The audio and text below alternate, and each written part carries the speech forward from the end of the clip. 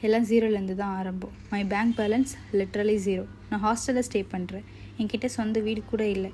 நான் ஜீரோலேருந்து ஸ்டார்ட் பண்ணுறேன்னு சொன்னால இதுதான் என்னோடய real investment. Not money, not property, just believe in my self.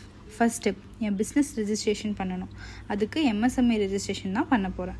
இது ரெஜிஸ்டர் பண்ணுறதுக்கு இன்வெஸ்ட்மெண்ட் அமௌண்ட் தேவையில்லை. MSME ரெஜிஸ்டர் பண்ணுற ப்ராசஸை நான் யூடியூப்பில் பார்த்து ஸ்டெப் பை ஸ்டெப் பண்ணி முடித்தேன்.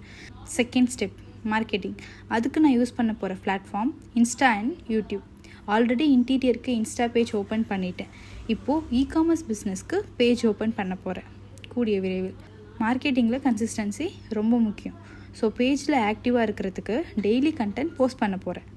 Third step, sales. ப்ராடக்ட்டை சேல் பண்ணுறது. அதுக்கு நான் யூஸ் பண்ண போகிறது இ-காமர்ஸ். என்கிட்ட GST ரெஜிஸ்ட்ரேஷன் இல்லை. ஸோ என்னால் அமேசான் அண்ட் ஃப்ளிப்கார்ட்டில் அக்கௌண்ட் ஓப்பன் பண்ண முடியாது. பட் மீஷோவில் செல் பண்ண முடியும். பிகாஸ் தமிழ்நாட்டில் சேல் பண்ணுறதுக்கு GST ரெஜிஸ்ட்ரேஷன் தேவையில்லை. ஜஸ்ட் செல்லர் அக்கௌண்ட் மட்டும் ஓப்பன் பண்ணால் போதும். என்னுடைய Aadhaar address and business name வச்சு ஓப்பன் பண்ணியிருக்கேன்.